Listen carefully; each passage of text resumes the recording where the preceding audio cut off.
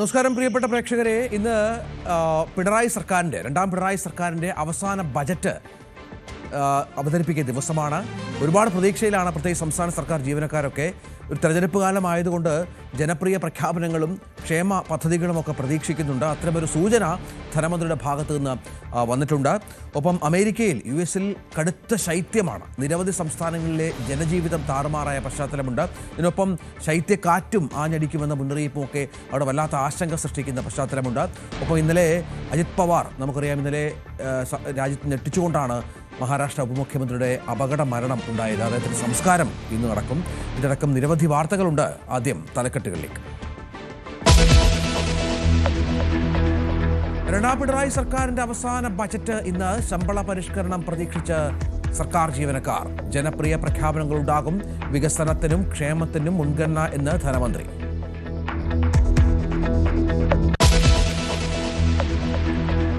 അജിത് പവാറിന് വിട നൽകാൻ മഹാരാഷ്ട്ര. വിമാനാപകടം DGC അന്വേഷിക്കുന്നു. വിമാനം വാടകയ്ക്ക് നൽകിയ കമ്പനിയുടെ ഓഫീസിൽ പരിശോധന.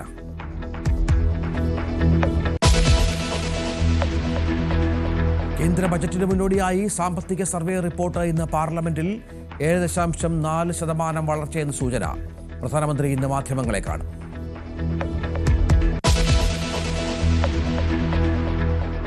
US-ൽ അതിശൈത്യത്തിൽ ജനജീവിതം സ്തംഭിച്ചു. മരണസംഖ്യ 62 കവിഞ്ഞു. 17,000-ലധികം വിമാനങ്ങൾ റദ്ദാക്കി. ശൈത്യക്കാറ്റ് മുന്നറിയിപ്പുമായി കാലാവസ്ഥാ വകുപ്പ്. 4ാം T20-യിൽ ഇന്ത്യയ്ക്ക് തോൽവി. ന്യൂസിലൻഡിനോട് തോറ്റത് 50 റൺസിന്. വീണ്ടും നിരാശപ്പെടുത്തി സഞ്ജു സാംസൺ.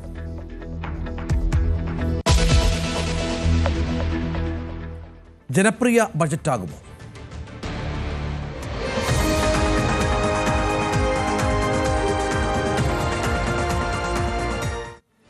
രണ്ടാം പിണറായി സർക്കാരിൻ്റെ അവസാന ബജറ്റ് ഇന്ന്. തുടർച്ചയായി 6ാമത്തെ ബജറ്റ് ആണ് ധനമന്ത്രി KN ബാലഗോപാൽ അവതരിപ്പിക്കുന്നത്. തെരഞ്ഞെടുപ്പ് ലക്ഷ്യമിട്ടുള്ള ക്ഷേമ പ്രഖ്യാപനങ്ങളുടെ ഒരു നിര ബജറ്റിൽ പ്രതീക്ഷിക്കുന്നുണ്ട്.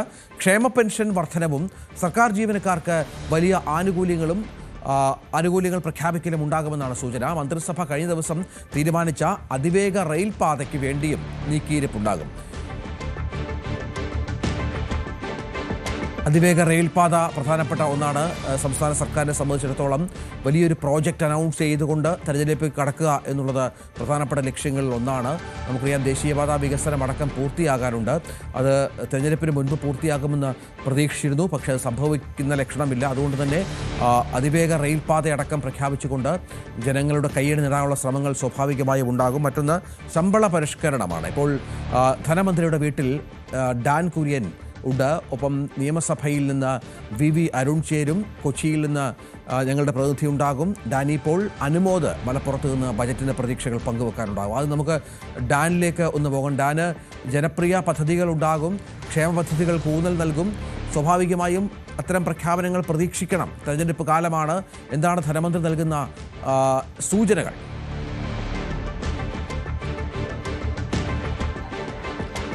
ഒരു മാജിക്ക് കാട്ടാനില്ല എന്നായിരുന്നു അദ്ദേഹം ഒറ്റ വാക്കിൽ കഴിഞ്ഞ ദിവസം നൽകിയ മറുപടി. അതായത് തുടർ ഭരണം ലക്ഷ്യമിട്ടുകൊണ്ട് തന്നെയാണ് ബജറ്റ് അവതരിപ്പിക്കുന്നത് എന്ന് പറയുമ്പോൾ തന്നെ ഒരു മാജിക്ക് കാട്ടി ആരെയും കബളിപ്പിക്കാനില്ല എന്നുകൂടി അദ്ദേഹം പറഞ്ഞു വെച്ചിരുന്നു. അതോടൊപ്പം ഈ റബ്ബറിൻ്റെ താങ്ങുവില അടക്കം കഴിഞ്ഞ 5 വർഷത്തിനടക്കം ഇടയിൽ 200 രൂപയായി വർദ്ധിപ്പിച്ചിട്ടുണ്ട്. അപ്പോൾ അതിനപ്പുറത്തേക്ക് എത്ര എന്ന ചോദ്യത്തിന് അന്ന് അദ്ദേഹം കൃത്യമായൊരു മറുപടി നൽകിയിരുന്നില്ല.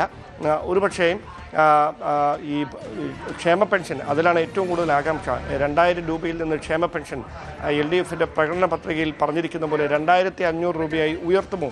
അങ്ങനെ വന്നാൽ അതൊരു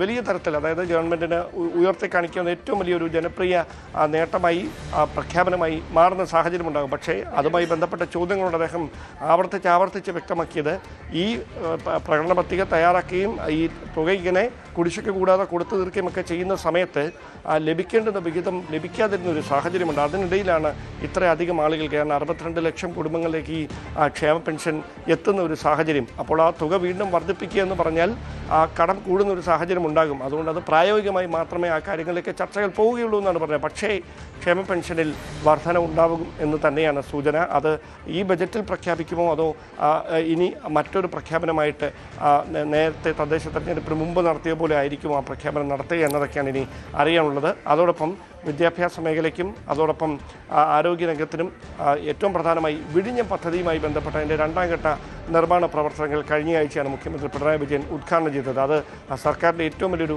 അഭിമാന പദ്ധതിയായി മുഖ്യമന്ത്രി തന്നെ ഉയർത്തിക്കാണിക്കുന്ന ഒരു കാര്യമാണ്. അതായത് വിഴിഞ്ഞത്തിൻ്റെ തുടർ നീക്കങ്ങളൊക്കെ, അതായത് 2045 പൂർത്തിയാക്കേണ്ട നിർമ്മാണ പ്രവർത്തനങ്ങൾ, 2ാം ഘട്ട നിർമ്മാണ പ്രവർത്തനങ്ങൾ 2028 തന്നെ പൂർത്തിയാക്കാൻ കഴിയുക എന്ന് പറഞ്ഞാൽ അത് വലിയൊരു ചരിത്ര നേട്ടമായി മാറും. അതിന് വലിയ തരത്തിലൊരു പ്രചാരണം കൊടുക്കാൻ മുഖ്യമന്ത്രി തന്നെ ശ്രമിക്കുന്ന ഒരു സാഹചര്യമൊക്കെ ഉണ്ടായിരുന്നു. അതുകൊണ്ട് തന്നെ വിഴിഞ്ഞത്തിന് വേണ്ടി ഒരു പ്രത്യേക പദ്ധതി ഉണ്ടാകുമോ, അതായത് റിംഗ് റോഡ്, അതോടൊപ്പം റെയിൽ പദ്ധതി, അതുമായി ബന്ധപ്പെട്ട അനുബന്ധ വികസന മേഖലകളിലൊക്കെ അത് യാഥാർത്ഥ്യമാകേണ്ടതുണ്ട് ഇനി. കാരണം ഇപ്പോൾ ഈ ചരക്ക് ഗതാഗതം അല്ലെങ്കിൽ അതുമായി ബന്ധപ്പെട്ട കണ്ടെയ്നർ നീക്കമൊക്കെ നടക്കുന്നത് കടൽ മാർഗ്ഗമാണ്. അത് കരമാർഗ്ഗമായി മാറുന്ന സാഹചര്യത്തിൽ മാത്രമേ അനുബന്ധ മേഖലകളിൽ വികസനം യാഥാർത്ഥ്യമാവുകയുള്ളൂ. അതിനുവേണ്ടി ഏതെങ്കിലും പ്രത്യേക പദ്ധതികൾ ഇന്നത്തെ ബജറ്റിൽ ഉണ്ടാകുമോ എന്നതാണ് ഏറ്റവും ആകാംക്ഷ ഉണർത്തുന്ന കാര്യം.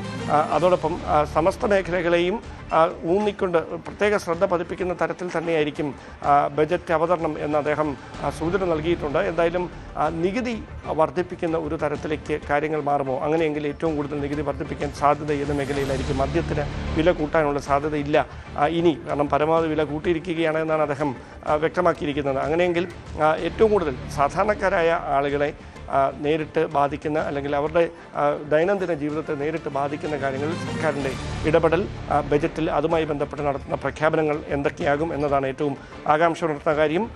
ഏതാണ്ട് 7:45 ഗവൺമെൻറ് പ്രസ്സിൽ നിന്നുള്ള ഉദ്യോഗസ്ഥർ ബജറ്റിൻ്റെ കോപ്പിയുമായി അത് ധനമന്ത്രിക്ക് കൈമാറുന്നതിന് വേണ്ടി അദ്ദേഹത്തിൻ്റെ വസതിയിലേക്ക് എത്തും. അതിനുശേഷം 8:15 ധനമന്ത്രി കെ എൻ ബാലഗോപാൽ മാധ്യമങ്ങളോട് പ്രതികരിച്ചതിന് ശേഷം ഇവിടെ നിന്ന് നിയമസഭയിലേക്ക് പുറപ്പെടും എന്നാണ് നമുക്ക് 8:15-നും 8:30-ക്കും ഇടയിൽ അദ്ദേഹം നിയമസഭയിലേക്ക് പുറപ്പെടും. 9 മണിക്കാണ് ബജറ്റ് അവതരണം. അതുമായി ബന്ധപ്പെട്ട മറ്റ് നടപടിക്രമങ്ങളെല്ലാം പൂർത്തിയായിട്ടുണ്ട് എന്നതാണ് ഇവിടെ നിന്ന് ഇപ്പോൾ നമുക്ക് പറയാൻ കഴിയുന്ന ഏറ്റവും പ്രധാനപ്പെട്ട. ധനമന്ത്രിയുടെ വീട്ടിലാണ് ഡാൻ കുര്യൻ ഉള്ളത്. അദ്ദേഹം അല്പസമയത്തിനകം പുറത്തേക്ക് ഇറങ്ങി മാധ്യമങ്ങളെ കണ്ടേക്കും എന്നുള്ളതാണ്. സംസ്ഥാന ബജറ്റ് അവതരിപ്പിക്കുക 2ാം പിണറായി സർക്കാരിൻ്റെ 6ാമത്തെ ബജറ്റ് കൂടിയാണിത്. വളരെ പ്രധാനപ്പെട്ട ഒരുപാട് പ്രത്യേകതകളുള്ള ഒരു കാലമാണ്. പ്രത്യേകിച്ചും തെരഞ്ഞെടുപ്പിലേക്ക് കടക്കാൻ പോകുന്ന ഒരു സർക്കാർ സ്വാഭാവികമായും ജനപ്രിയ നടപടികൾ, ജനക്ഷേമ പദ്ധതികൾ, നേരത്തെ ഡാൻ പറഞ്ഞതുപോലെയുള്ള ക്ഷേമ പെൻഷനിലെ വർധനവ്, സർക്കാർ ജീവനക്കാരുടെ പ്രശ്നങ്ങൾ പരിഹരിക്കുക, ഇതൊക്കെ സ്വാഭാവികമായും ഇതുമായി ബന്ധപ്പെട്ടുണ്ടാകുമെന്ന് വേണം കരുതാൻ. നമുക്ക് വി അരുണിലേക്ക് കൂടി ഒന്ന് പോകണം. അരുണുള്ളത് നിയമസഭാ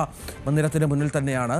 അവിടെ വലിയ, നമുക്കറിയാം അരുണ് ഒരുപാട് ബജറ്റുകൾ കണ്ട, ഇപ്പോൾ നമ്മൾ ഓർമ്മയിരിക്കുന്ന കെ എം മാണിയെ പോലെയുള്ള ആളുകൾ പ്രഖ്യാപിച്ച ബജറ്റുകൾ, തോമസ് ഐസക്കിൻ്റെ ബജറ്റ്, ഇപ്പോൾ ഏറ്റവും ഒടുവിൽ ബാലഗോപാലിൻ്റെ ബജറ്റിലേക്കൊക്കെ വരുമ്പോൾ എന്തായാലും തെരഞ്ഞെടുപ്പ് കാലമെന്നൊരു പ്രത്യേകത മുന്നിൽ കാണാതെ, ആ ലക്ഷ്യമില്ലാതെ ഒരു ബജറ്റിലേക്ക് കടക്കാൻ സാധിക്കില്ല. പടിപടിയായി ക്ഷേമ പെൻഷൻ ഉയർത്തുമെന്നും എല്ലാ ബജറ്റിലും ക്ഷേമ പെൻഷനിൽ വർധന ഉണ്ടാകുമെന്നും ഒക്കെ പ്രഖ്യാപിച്ച സർക്കാരാണ്. പക്ഷേ പല ബജറ്റുകളും അത് സാധിച്ചില്ല എന്ന പ്രശ്നം കൂടിയുണ്ട്. ക്ഷേമ പെൻഷൻ തന്നെയാകും ഒരുപക്ഷെ വോട്ടർമാരെ സ്വാധീനിക്കാൻ പറ്റിയ പ്രധാനപ്പെട്ട ഘടകം. മറ്റൊന്ന് സർക്കാർ ജീവനക്കാരുടെ വിഷയമാണ്. ശമ്പള വർധനവ് അവർ പ്രതീക്ഷിക്കുന്നുണ്ട്. DA അടക്കമുള്ള കാര്യങ്ങളിൽ അവർക്ക് പിണക്കമുണ്ട്. ഇതൊക്കെ മാറ്റിയെടുക്കണം. മറ്റ് അനുബന്ധ വികസന പദ്ധതികൾ കൂടി ഉൾപ്പെടുത്തിയുള്ള നിരവധി വികസന പദ്ധതികൾ, നേരത്തെ ഡാൻ പറഞ്ഞതുപോലെ വിഴിഞ്ഞവുമായി ബന്ധപ്പെട്ട്, അതിവേഗ റെയിലുമായി ബന്ധപ്പെട്ട് ഒക്കെയുള്ള ഒരുപാട് കാര്യങ്ങളും ജനങ്ങൾ പ്രതീക്ഷിക്കുന്നുണ്ട്. എന്താണ് നമുക്കൊരു അവസാനവട്ട വിവരം നൽകാനുള്ളത്?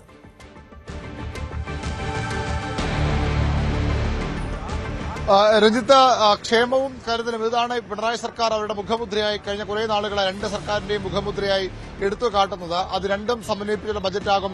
അത് ഏറ്റവും നിർണായകമായ ബജറ്റാകും ഇത്തവണ അവതരിപ്പിക്കാൻ പോകുന്നത്. കെ എൻ ബാലഗോപാലിന്റെ 6ാമത്തെ ബജറ്റാണ്. ഇന്ന് ബജറ്റ് അവതരിപ്പിച്ച ബജറ്റ് അടുത്ത ആഴ്ച പാസ്സായി കഴിഞ്ഞാൽ പിന്നീട് വരുന്നത് തെരഞ്ഞെടുപ്പാണ്. നേരിട്ട് തെരഞ്ഞെടുപ്പിലേക്ക് ഇറങ്ങുകയാണ് സംസ്ഥാനത്ത് ഇടതു മുന്നണിയും UDF-ഉം ഒക്കെ. അതുകൊണ്ട് തന്നെ തെരഞ്ഞെടുപ്പ് ലക്ഷ്യമിട്ടുള്ള ബജറ്റ് ആയിരിക്കുന്ന കാര്യത്തിൽ ഒരു സംശയവും വേണ്ട, ഒരു തർക്കവും വേണ്ട.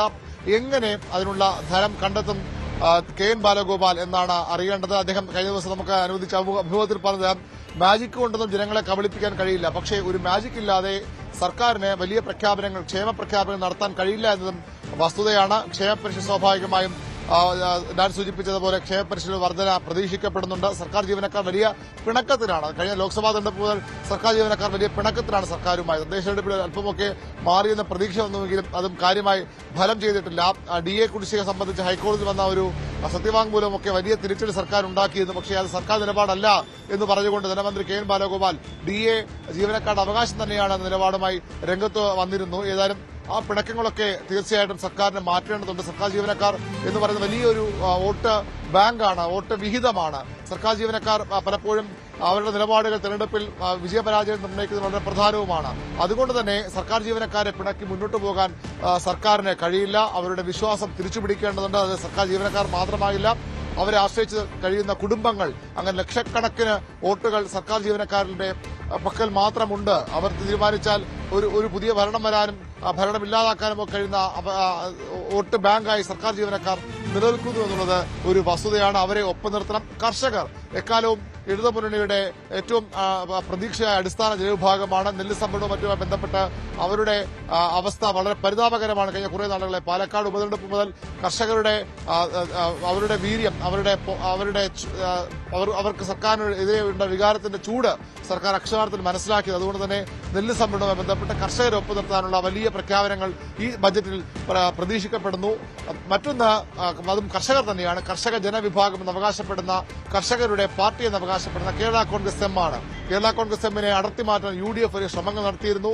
പക്ഷേ അത് കൃത്യമായി പ്രതിരോധിക്കാവുന്ന ഒരു തന്ത്രം, രാഷ്ട്രീയ തന്ത്രം ഇടതുമുന്നണിക്ക് പുറത്തിറക്കാൻ കഴിഞ്ഞു. അങ്ങനെ കേരള കോൺഗ്രസ് എമ്മിനെ പിടിച്ചു നിർത്താൻ ഇടതുമുന്നണിക്കായി അവിടെ കൊണ്ട് പ്രശ്നം തീരുന്ന റബ്ബറിന്റെ വിലയുമായി ബന്ധപ്പെട്ട ആശങ്കകളുണ്ട്. മലയോര മേഖലയിലെ മറ്റ് വന്യജീവി ആക്രമണവുമായി ബന്ധപ്പെട്ട വിഷയങ്ങളുണ്ട്. മലയോര മേഖല ജനങ്ങളെ, പ്രത്യേകിച്ച് കേരള കോൺഗ്രസ് എമ്മിന്റെ ഒപ്പം നിൽക്കുന്ന ആളുകളെ കൂടെ നിർത്താനുള്ള ശക്തമായ ഇടപെടലുകൾ ഈ ബജറ്റിൽ ഉണ്ടാകുമെന്ന ഉറപ്പാണ്. KM മാണിയുമായി ബന്ധപ്പെട്ട കാര്യങ്ങൾ, അദ്ദേഹത്തിന്റെ സ്റ്റഡി സെന്ററിന്റെ കാര്യങ്ങൾക്ക് നേരത്തെ സർക്കാർ പ്രഖ്യാപനം നടത്തിയിരുന്നു. അതിൽ കൂടുതൽ തുക അനുവദിച്ചേക്കും. കേരള കോൺഗ്രസ് എമ്മിന് പ്രത്യേക ഒരു പരിഗണന ഈ ബജറ്റിൽ കിട്ടാൻ തന്നെയാണ് ആ രംഗവുമായി ബന്ധപ്പെട്ട കാര്യങ്ങൾ മനസ്സിലാക്കുമ്പോൾ നമുക്ക് പറയാൻ കഴിയുന്നത്. മറ്റൊന്ന്, സർക്കാരിന്റെ വികസനവും ക്ഷേമവും പറയാൻ കാരണം ഇന്നലെ 2 സുപ്രധാന പ്രഖ്യാപനങ്ങൾ മന്ത്രിസഭാ യോഗം എടുത്തിരുന്നു. അതിലൊന്ന് റാപ്പിഡ് റെയ്ഡ് സർവീസാണ്. റാപ്പിഡ് റെയ്ഡ് സർവീസ് നേരത്തെ RRTS എന്ന പേര്, റീജിയണൽ റാപ്പിഡ് ട്രാൻസിറ്റ് സിസ്റ്റം എന്ന അതിവേഗ റെയ്ഡ് സർവീസാണ്. എന്തുകൊണ്ട് കാസർഗോഡ് കേരളത്തിലല്ലേ എന്ന ചോദ്യമൊക്കെ കേന്ദ്രത്തിന്റെ പദ്ധതി കഴിഞ്ഞ ദിവസം പ്രഖ്യാപിച്ചപ്പോൾ ശക്തമായി ഉയർന്നു കേട്ടിരുന്നു. പ്രക്ഷോഭങ്ങളിലേക്ക് കാസർഗോഡ് ജനത പോകുമെന്ന സൂചനകൾ വന്നിരുന്നു. ഇപ്പോൾ കാസർഗോഡിനെ കൂടി പരിഗണിച്ചുകൊണ്ട് തിരുവനന്തപുരം മുതൽ കാസർഗോഡ് വരെ 583 കിലോമീറ്റർ ദൈർഘ്യത്തിലുള്ള വേഗപാതയാണ് സർക്കാർ തുടങ്ങാൻ ആഗ്രഹിക്കുന്നത്. അത് ശക്തമായ തെരഞ്ഞെടുപ്പ് പ്രഖ്യാപനമായി തന്നെ കാണേണ്ടതുണ്ട്. കേരയിൽ എന്ന സംസ്ഥാന സർക്കാരിന്റെ, പിണറായി സർക്കാരിന്റെ സ്വപ്ന പദ്ധതി നടക്കാതെ പോകുന്നു എന്നവർ മനസ്സിലാക്കുന്നു. എങ്കിൽ അതിന് പകരം ഒരു അതിവേഗ റെയിൽ സംവിധാനം, സംസ്ഥാനത്ത് അതിവേഗ റെയിൽ സംവിധാനം അനിവാര്യമാണെന്ന് ഇടതു സർക്കാർ കരുതുന്നു. അവരുടെ പ്രകടന പത്രികയിലടക്കം അക്കാര്യങ്ങൾ എടുത്തു പറഞ്ഞതാണ്. കേരളവുമായി ബന്ധപ്പെട്ട് വലിയ വിമർശനങ്ങൾ, എതിർപ്പുകൾ സംസ്ഥാനത്ത് ഉയർന്നു വന്ന പശ്ചാത്തലത്തിലാണ് കേന്ദ്രത്തിന് കൂടി സ്വീകരിക്കാവുന്ന തരത്തിലുള്ള കേന്ദ്രത്തിന്റെ ഒരു പദ്ധതി തന്നെ കടമെടുത്തുകൊണ്ട് സംസ്ഥാനത്ത് നടപ്പാക്കാമെന്ന ആവശ്യം കേന്ദ്ര സർക്കാരിന് മുന്നിൽ സംസ്ഥാനം വയ്ക്കുന്നത്. ഈ RRTSന് വേണ്ടി വലിയൊരു നീക്കിവയ്പ് സ്വാഭാവികമായി ഈ ബജറ്റ് ഉണ്ടാകുമെന്ന് പ്രതീക്ഷിക്കപ്പെടാം. ഞാൻ വികസന കാര്യങ്ങൾ പറയുമ്പോൾ അതിനൊപ്പം തന്നെ ക്ഷേമ പെൻഷൻ സർക്കാർ നേരത്തെ 2000-ലേക്ക് എത്തിച്ചിരുന്നു. 2500 ഇടതുമുന്നണി പ്രഖ്യാപിത ലക്ഷ്യം. അതിലേക്ക് എത്തുമോ എന്ന കാര്യം വ്യക്തത. എന്തായാലും ക്ഷേമ പെൻഷൻ വർധനയുണ്ടാകും. വർധന മാത്രമല്ല, അങ്ങനെ ക്ഷേമ പെൻഷൻ വർദ്ധിപ്പിക്കുമ്പോൾ അതിന്റെ എല്ലാ വിഭാഗ ജനങ്ങൾക്കും, അതിന് അർഹരായ എല്ലാ വിഭാഗ ജനങ്ങൾക്കും അതിന്റെ ആനുകൂല്യം ലഭിക്കണമെന്ന് സർക്കാർ ഉറപ്പിക്കുന്നു. അതിന്റെ ഭാഗമായാണ് മന്ത്രിസഭ എടുത്ത ഒരു പ്രധാനപ്പെട്ട തീരുമാനം. മതസ്ഥാപനങ്ങളുടെ നിയന്ത്രണത്തിലുള്ള മന്ദിരങ്ങൾ, മഠങ്ങൾ, കോൺവെന്റുകൾ, ആശ്രമങ്ങൾ, മതവുമായി ബന്ധപ്പെട്ട സ്ഥാപനങ്ങൾ എന്നിവിടങ്ങളിൽ താമസിക്കുന്ന കന്യാസ്ത്രീകൾ ഉൾപ്പെടെയുള്ള അർഹരായ സ്ത്രീകൾക്ക് സർക്കാരിന്റെ സാമൂഹ്യ ക്ഷേമ പെൻഷൻ ഉറപ്പാക്കാനുള്ള ഒരു നിർണായക നീക്കമാണ് സർക്കാർ നടത്തിയത്. അവർക്ക് ഈ ക്ഷേമ പെൻഷൻ ലഭിക്കുന്നതിനുള്ള തടസ്സങ്ങൾ നീക്കാനുള്ള ഒരു നിർണായക നീക്കമാണ് മന്ത്രിസഭായോഗം നടത്തിയത്. അവിവാഹിതരായ 50 വയസ്സിൽ കൂടുതലുള്ള സ്ത്രീകൾക്ക് ശമ്പളവും പെൻഷനും സർക്കാർ മറ്റാനുകൂല്യം ലഭിക്കാത്തവർക്ക് ഇവരെ പ്രത്യേക വിഭാഗമായി കണക്കാക്കി അവർക്ക് ക്ഷേമ പെൻഷൻ നൽകുന്നതിനുള്ള തടസ്സം നീക്കാനാണ് സർക്കാർ തീരുമാനമെടുത്തത്. ഏറ്റവും ശ്രദ്ധിക്കേണ്ടത് മഠങ്ങളുമായി ബന്ധപ്പെട്ടവരാണ്, കോൺവെന്റുകളുമായി ബന്ധപ്പെട്ടവരാണ്. ആ ജനവിഭാഗങ്ങളെ, ക്രൈസ്തവ മേഖലയിലെ ആ ജനവിഭാഗങ്ങളെ അടുപ്പിച്ചു നിർത്തുക വലിയ ലക്ഷ്യമാണ് ഇടതുമുന്നണിക്കുള്ളത്. അതിന്റെ ഭാഗമായി ആ തീരുമാനം ഇന്നലെ സർക്കാർ കൈക്കൊണ്ടു. ബജറ്റിലും അതിന്റെ പ്രതിഫലനങ്ങൾ ഉണ്ടാകാം. അങ്ങനെ ക്ഷേമ പ്രവർത്തനങ്ങൾക്ക്, അതുപോലെ തന്നെ വികസന പ്രവർത്തനങ്ങൾക്ക് വലിയ നീക്കിവയ്പുള്ള ഒരു ബജറ്റാകും ഇന്നത്തെ ഉറപ്പാണ്. സർക്കാർ മുന്നിൽ മാജിക്കുകളില്ല, മാജിക് കാർഡ് ജനങ്ങളെ കബളിപ്പിക്കാൻ കഴിയില്ല എന്ന് കെ എൻ ബാലഗോപാൽ പറയുമ്പോഴും വലിയൊരു മാജിക് സർക്കാർ പ്രതീക്ഷിക്കുന്നു. തദ്ദേശ തെരഞ്ഞെടുപ്പ് തൊട്ടു മുമ്പാണ് ക്ഷേമ പെൻഷനിൽ വലിയ വർധനയുമായി സർക്കാർ അക്ഷരാർത്ഥത്തിൽ UDF ക്യാമ്പിനെ ഞെട്ടിച്ചത്. പക്ഷേ ആ ഞെട്ടൽ തെരഞ്ഞെടുപ്പ് ഫലം വരുമ്പോൾ തിരിച്ചാണ് ഉണ്ടായത്. ആ ഒരു പ്രഖ്യാപനത്തിന്റെ ആനുകൂല്യം അതേ രീതിയിൽ സംസ്ഥാനത്തെ ഭരിക്കുന്ന മുന്നണിക്ക് ലഭിച്ചില്ല എന്ന് വിലയിരുത്തുന്നുണ്ട്. പക്ഷേ മറ്റു തരത്തിൽ കൂടി എഴുതുമ്പോഴേ കാണുന്നുണ്ട് ആ ക്ഷേമ പ്രഖ്യാപനങ്ങൾ കൊണ്ട് തന്നെയാണ് പിടിച്ചു നിൽക്കാനായത്. വലിയ 10 വർഷം തുടർച്ചയായി ഭരിക്കുന്ന ഒരു സർക്കാരിനുണ്ടാകുന്ന ഭരണവിരുദ്ധ വികാരമുണ്ട്, ശബരിമല ഉൾപ്പെടെ വിഷയങ്ങളുണ്ട്. അപ്പോൾ അതിന് അത്രയും ഉണ്ടായിട്ട് പോലും പിടിച്ചു നിൽക്കാൻ കഴിഞ്ഞത് ക്ഷേമ പെൻഷനിലെ വലിയ പ്രഖ്യാപനങ്ങളാണെന്ന് സർക്കാർ ഇടതുമുന്നണിക്ക് ഉറപ്പിക്കുന്നത്. അതുകൊണ്ട് തന്നെ ക്ഷേമം വിട്ടൊരു കളിക്ക് രണ്ടാം പിണറായി സർക്കാർ നിൽക്കില്ല. കെ എൻ ബാലഗോപാൽ തയ്യാറാകില്ല. നിരവധി ക്ഷേമ പദ്ധതികൾ പ്രതീക്ഷിക്കണം, ജനപ്രിയ പ്രഖ്യാപനം ഉണ്ടാകണം, ഒപ്പം ഘടകകക്ഷികളെ തൃപ്തിപ്പെടുത്തണം. മലയോര മേഖലയിൽ, റബ്ബർ മേഖലയിൽ, കാർഷിക മേഖലയിൽ, കുട്ടനാടക്കമുള്ള സ്ഥലങ്ങളിലൊക്കെ ഒരു പരിഗണന വേണം. അങ്ങനെ നമുക്കറിയാം ഡാൻ കുര്യന് കഴിഞ്ഞ പിണറായി സർക്കാരിൻ്റെ അവസാന ബജറ്റ് അവതരിപ്പിച്ചത് തോമസ് ഐസക്കാണ്. അവിടെ ഒരു ദീർഘനേരം നീണ്ട, ഒരുപക്ഷെ നിയമസഭയുടെ ചരിത്രത്തിലെ ഏറ്റവും വലിയ ഒരു ബജറ്റ് പ്രസംഗം നടത്തിയാണ് തോമസ് ഐസക്ക് മടങ്ങിയത്. അത് വളരെ പ്രധാനപ്പെട്ട ഒരു സംഭവമായിരുന്നു ചരിത്രത്തിൽ. ബാലഗോപാലിന് അങ്ങനെ ചില പ്രത്യേകതകൾ. തോമസ് ഐസക്ക് പലപ്പോഴും കവികളുടെ ഉദ്ധരണികളൊക്കെ ഉപയോഗിച്ച് രസകരമായ പദപ്രയോഗങ്ങൾക്കൊക്കെ കൊണ്ടാണ് ബജറ്റ് പ്രഖ്യാപനം നടത്തുക. ബാലഗോപാൽ അത്തരത്തിലധികം പരീക്ഷണങ്ങൾക്ക് പോകാറില്ല. എങ്കിലും അദ്ദേഹത്തിൻ്റെ ഒരു ക്രാഫ്റ്റ് കഴിഞ്ഞ 4 ബജറ്റുകളിലും വളരെ വ്യക്തമായി തന്നെ ഉണ്ടായിരുന്നു എന്ന കാര്യത്തിൽ സംശയമില്ല. അത് ഇന്നും പ്രതീക്ഷിക്കണം, അല്ലേ? അരുണ്, ഡാൻ ടെലിഫോൺ ലൈനിലില്ല, ചില സാങ്കേതിക പ്രശ്നങ്ങളുണ്ട്. അരുണ്, എന്റെ ചോദ്യം കേട്ടിരുന്നെങ്കിൽ മറുപടി. തീർച്ചയായിട്ടും കെ എൻ ബാലഗോപാൽ തീർത്തും വ്യത്യസ്ത ധനമന്ത്രിയാണ്. അത് തോമസ് ഐസക്കുമായി താരതമ്യം ചെയ്യുമ്പോൾ പ്രത്യേകിച്ചും തോമസ് ഐസക്ക് സാഹിത്യകൃതികളെ കൂട്ടുപിടിച്ചുകൊണ്ട് അത് ലോകസാഹിത്യം മുതൽ മുഹമ്മദ് ബഷീറിന്റെ സാഹിത്യ കൃതികൾ വരെ എടുത്തു കാട്ടിക്കൊണ്ട് അത് വായിച്ചുകൊണ്ടാണ് അദ്ദേഹത്തിന്റെ തോമസ് ഐസക്കിന്റെ ബജറ്റ് പ്രസംഗങ്ങൾ തുടങ്ങുന്നതും അതിന്റെ അവസാനവുമൊക്കെ. പക്ഷേ അവിടെ നിന്നൊക്കെ വ്യത്യസ്തമായി ആലങ്കാരികമായ പദപ്രയോഗങ്ങളും ആലങ്കാരികമായ ഒരു ബജറ്റ് അവതരണ ശൈലിയുമാണ് തോമസ് ഐസക്കിന്. അദ്ദേഹത്തിന്റെ ഒരു തനത് ശൈലി തന്നെ അദ്ദേഹം അതിൽ സൃഷ്ടിച്ചെടുക്കുകയും അത് വലിയ ശ്രദ്ധ ആകർഷിക്കുകയും ചെയ്തിട്ടുണ്ട്. പക്ഷേ കെ എൻ ബാലഗോപാലിലേക്ക് എത്തുമ്പോൾ അദ്ദേഹം നേരെ പോ എന്നൊരു രീതിയാണ് പൊതുവെ ബജറ്റ് അവതരണത്തിൽ സ്വീകരിക്കുന്നത്. അദ്ദേഹത്തിന്റെ ബജറ്റ് പ്രസംഗത്തിലും അതിന് അപ്പുറത്തേക്കുള്ള ആലങ്കാരികത കുറവാണ്. പക്ഷെ അപ്പോഴും ചിലപ്പോഴൊക്കെ ONV ഒക്കെ കൂട്ടുപിടിച്ചുകൊണ്ട് അദ്ദേഹം ചില പരാമർശങ്ങൾ നടത്തി പോകാറുണ്ട്. ഏതായാലും കെ എൻ ബാലഗോപാൽ ഏത് തരത്തിലാകും ഇന്ന് ബജറ്റ് അവതരിപ്പിക്കുക? ഈ സർക്കാരിന്റെ കാലത്തെ അവസാന ബജറ്റാണ്. ധനമന്ത്രി എന്ന നിലയിൽ 6 ബജറ്റ് അവതരിപ്പിക്കാനുള്ള ഒരു അവസരം കെ എൻ ബാലഗോപാലും ലഭിച്ചിട്ടുണ്ട്. സ്വാഭാവികമായി അദ്ദേഹം അടുത്ത തവണയും മത്സരിക്കുന്നുണ്ട്. വീണ്ടും മന്ത്രിയാകുമെന്ന കാര്യത്തിലൊക്കെ CPMന്റെ രീതി അനുസരിച്ച് വ്യക്തതയിൽ അല്ലെങ്കിൽ തന്നെ ഭരണത്തിലേക്ക് എത്തുമെന്ന കാര്യം വലിയ അനിശ്ചിതത്വത്തിലാണ്. അതുകൊണ്ട് തന്നെ ഈ ബജറ്റ് ഏറ്റവും ആകർഷകമാക്കാൻ കെ എൻ ബാലഗോപാലും തയ്യാറെടുക്കുന്നു എന്ന് തന്നെയാണ് മനസ്സിലാകുന്നത്. അദ്ദേഹത്തിന് വളരെ ദീർഘമായ ബജറ്റ് പ്രസംഗം നടത്തി അദ്ദേഹം കഴിഞ്ഞ തവണ ആ രീതിയിൽ ഇടപെടൽ നടത്തിയിരുന്നു. ഇത്തവണയും വളരെ ദൈർഘ്യമേറിയ ബജറ്റ് പ്രസംഗത്തിൽ തന്നെയാണ് അരങ്ങൊരുങ്ങുന്നതെന്ന് വേണം മനസ്സിലാക്കാൻ. വളരെ പ്രത്യേകതകളുള്ള ഒരു ബജറ്റാണ്. ഒരു തുടർഭരണത്തിലേക്ക് എന്ന വലിയ പ്രതീക്ഷ, അത് സംസ്ഥാന ചരിത്രത്തിൽ തീർത്തും വലിയ അപൂർവതയാണ്. 2 തവണ ജയിച്ചു, 3ാം തവണയിലേക്കും ഒരു സർക്കാർ സ്വപ്നം കാണുന്നു. അതിന് രാഷ്ട്രീയമായ എതിർ സാഹചര്യമുണ്ട് എന്നത് വസ്തുതയാണ്. പക്ഷേ അതിലേക്ക് എത്തിക്കാൻ ഉള്ള മാജിക്കൽ പ്രഖ്യാപനങ്ങൾ ഉണ്ടായേ തീരൂ. ഒരു മാന്ത്രികത കാട്ടിയേ തീരൂ കെ എൻ ബാലഗോപാൽ എന്ന ഉറപ്പാണ്. എന്തൊക്കെ മാജിക്കാണ്, മാജിക് ഉണ്ടാകില്ല, മാജിക് ജനങ്ങളെ കബളിപ്പിക്കാൻ കഴിയില്ല എന്നൊക്കെ അദ്ദേഹം പറയുമ്പോഴും ഒരു മാജിക് ഇല്ലാതെ ഈ സർക്കാരിന് ഈ ഭരണത്തിൽ തുടരാൻ കഴിയില്ല. അത്രയധികം ജനരോഷം ഉണ്ടായിരുന്നു എന്ന് കഴിഞ്ഞ തദ്ദേശ തെരഞ്ഞെടുപ്പ് തെളിയിച്ചതാണ്. ആ ജനരോഷം മാറ്റാൻ CPMഉം CPIയും ഉൾപ്പെടെയുള്ള പ്രധാന പാർട്ടികളൊക്കെ ഗൃഹസന്ദർശനം നടത്തിയതാണ്. ഇനി രാഷ്ട്രീയ വിശദീകരണവുമായി ജാഥകൾ 1-ാം തീയതി അടുത്ത മാസം ആദ്യം ആരംഭിക്കാൻ പോവുകയാണ്. പക്ഷെ അതിന് അപ്പുറത്തേക്ക് ബജറ്റിൽ ജനങ്ങൾക്ക് വിശ്വാസയോഗ്യമായ പ്രഖ്യാപനങ്ങൾ നടത്താൻ സർക്കാർ തയ്യാറെടുത്തേ മതിയാകൂ. ആ തയ്യാറെടുപ്പാണ് കെ എൻ ബാലഗോപാൽ നടത്തിയത് എന്ന് വ്യക്തമാണ്. കാരണം ഇടതുമുന്നണിയുടെ പ്രകടന പത്രികയിൽ പറഞ്ഞ എല്ലാ കാര്യങ്ങളും പാലിക്കുക എന്നുള്ളതാണ്. നമുക്ക് മറ്റു സർക്കാരുകളെ അപേക്ഷിച്ച് നോക്കുമ്പോൾ ഒരു പരിധിവരെ അവരുടെ അവകാശവാദം ശരിയുമാണ്. പ്രകടന പത്രികകളിൽ കാര്യങ്ങൾ എണ്ണി പറയുക, അത് നടപ്പാക്കാനുള്ള വഴികൾ ബജറ്റിലൂടെ പ്രഖ്യാപിക്കുക, അങ്ങനെയാണ് സർക്കാർ മുന്നോട്ട് പോകുന്നത്. കിഫ്ബി വളരെ പ്രധാനപ്പെട്ട ഒരു ഘടകമാണ്. കിഫ്ബിക്ക് വേണ്ടി എന്തെല്ലാം കാര്യങ്ങൾ ഇത്തവണ മാറ്റിവെക്കും. കിഫ്ബി സംസ്ഥാനത്തെ അടിസ്ഥാന സൗകര്യ വികസന മേഖല വലിയ മുന്നേറ്റം നടത്താൻ സർക്കാർ സഹായിച്ച ഒരു കാര്യം തന്നെയാണ്. കിഫ്ബിയുമായി ബന്ധപ്പെട്ട കാര്യങ്ങൾ എന്തൊക്കെ ഈ ബജറ്റ് ഉണ്ടാകുമെന്ന് വ്യക്തമാകേണ്ടതുണ്ട്. ഓരോ വിഭാഗത്തെയും പരിഗണിക്കണം. ഒരാളെയെങ്കിലും വിട്ടുപോയാൽ, അതായത് ഒരു വിഭാഗത്തെയെങ്കിലും വിട്ടുപോയാൽ അത് സർക്കാരിന് വലിയ തിരിച്ചടി ഉണ്ടാക്കുമെന്ന് സർക്കാർ ആശങ്കയോടുകൂടി കാണുന്നു. തീർച്ചയായും അതൊക്കെയാണ് സാഹചര്യം. ഏതായാലും പ്രഖ്യാപനങ്ങൾ പ്രതീക്ഷിക്കുന്നു. ക്ഷേമ പെൻഷനിൽ വർധനമുണ്ടാകുമെന്ന് പ്രതീക്ഷിക്കുന്നു. സർക്കാർ ജീവനക്കാർക്ക് ശമ്പള വർധന ഉണ്ടാകുമെന്ന് വിചാരിക്കുന്നു. വിവിധ മേഖലകൾ, നേരത്തെ പറഞ്ഞതുപോലെ കാർഷിക മേഖല അടക്കമുള്ള മേഖലകൾ, വ്യവസായ മേഖല, ഒപ്പം വലിയ വലിയ വമ്പൻ വികസന പദ്ധതികൾ, ഇതൊക്കെയാണ് ജനം പ്രതീക്ഷിക്കുന്നത്. കാത്തിരുന്ന് കാണണം. കൊച്ചി മറൈൻ ഡ്രൈവിൽ നിന്ന് ഡാനി പോൾ കൂടി ചേരുന്നുണ്ട്. ഡാനി ചേരുന്നത് ഞാൻ മനസ്സിലാക്കുന്നത് അവിടുത്തെ പൊതുജനങ്ങളുടെ ബജറ്റുമായി ബന്ധപ്പെട്ട പ്രതീക്ഷകൾ പങ്കുവെച്ചുകൊണ്ട് തന്നെയാണ്. മറൈൻ ഡ്രൈവ് നമുക്കറിയാം രാവിലെ മുതൽ തന്നെ വളരെ ആക്റ്റീവായ ഒരു സ്ഥലമാണ്. അവിടെ നിരവധി ആളുകൾ നടക്കാനും മറ്റുമായി ഇറങ്ങുന്ന ഒരു പ്രദേശം കൂടിയാണ്. എന്താണ് ഡാനി കൊച്ചിക്കാരുടെ ഒരു പ്രതീക്ഷ?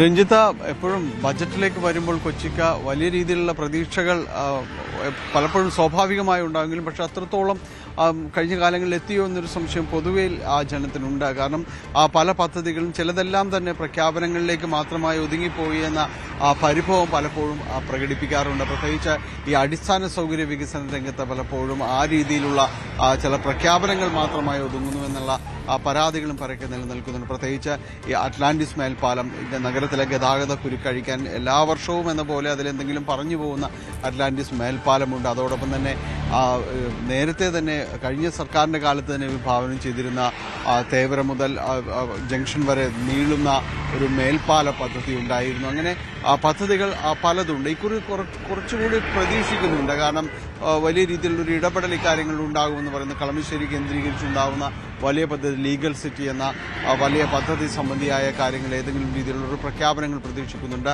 ഒപ്പം തന്നെയും മെട്രോയുടെ അടുത്ത ഫേസ് നടന്നുകൊണ്ടിരിക്കുകയാണ്. അപ്പോൾ സ്വാഭാവികമായും അതിൽ കുറച്ചുകൂടി ഒരു പരിഗണന അതിൽ പ്രതീക്ഷിക്കുന്നുണ്ട്. ഇൻഫോ പാർക്കിന്റെ അടുത്ത ഘട്ട ഇൻഫോ പാർക്ക് വലിയ രീതിയിലേക്ക് വികസിക്കുമ്പോൾ കൂടുതൽ സ്ഥലമേറ്റെടുക്കൽ പ്രക്രിയ അടക്കമുള്ള കാര്യങ്ങളെല്ലാം തന്നെ നടന്ന് വരികയാണ്. ഏതായാലും അത്തരം കാര്യങ്ങളെല്ലാം തന്നെ പലർക്കൊപ്പം ഉണ്ട്. നമുക്ക് ഇവിടെ നമ്മൾ മറൈൻ ഡ്രൈവിൻ്റെ ഭാഗമായിട്ടുള്ള ഇപ്പുറത്തേക്ക് വരുമ്പോൾ ക്യൂൻസ് വാക്ക്വേ അടക്കമുള്ള ഒരു പ്രദേശത്താണുള്ളത്. ഏതായാലും കുറച്ച് പേരെങ്കിലും ഈ ഭാഗത്ത് ഇപ്പോഴുണ്ട്. നേരത്തെ നമ്മൾ വരുമ്പോഴേക്കും വലിയ രീതിയിലുള്ളൊരു ആൾക്കൂട്ടവും കാര്യങ്ങളും എല്ലാം തന്നെയായിരുന്നു. ഇപ്പോഴത് കുറച്ചുകൂടി കുറഞ്ഞിരിക്കുന്നു. വലിയ പ്രതീക്ഷകളും കാര്യങ്ങളും എല്ലാം തന്നെ ഈ ബജറ്റ് സംബന്ധിയായ കാര്യങ്ങളിൽ ജനങ്ങൾക്കുണ്ട്. കൊച്ചി നിവാസികൾക്ക് പലർക്കും തന്നെയും ഇത്തരം കാര്യങ്ങൾ സംബന്ധിയായ അവർക്ക് പറയുവാനും എല്ലാം തന്നെയുണ്ട്. ഏതായാലും നമുക്ക് വരാം, ഡാനിയിലേക്ക് വരാം. ഒരുപാട് ആളുകൾ അവിടെ എത്തുന്നുണ്ട്. അവർ ബജറ്റുമായി ബന്ധപ്പെട്ട കാര്യങ്ങളിൽ പ്രതികരിക്കുമെന്ന് പ്രതീക്ഷിക്കണം. മലപ്പുറത്തേക്കൊന്ന് പോകണം. അവിടെ CV അനുമോദ് ഉണ്ട്. അനുമോദിനൊപ്പം മലപ്പുറത്തുകാരായ കുറേ അധികം ആളുകൾ കൂടി ഉണ്ട് എന്നാണ് മനസ്സിലാകുന്നത്. ഒരു ബജറ്റ് ദിവസമാണ് അനുമോദ്. നമ്മൾ ഈ ബജറ്റിലെ പ്രഖ്യാപനങ്ങൾ ഒരുപാട് പ്രതീക്ഷയോടെ കാണുന്നു എന്നുള്ള രാവിലെ മുതൽ തന്നെ പറയുന്നുണ്ട്. ആ പ്രതീക്ഷ തന്നെയാണോ മലപ്പുറത്തുകാർക്കുള്ളത്?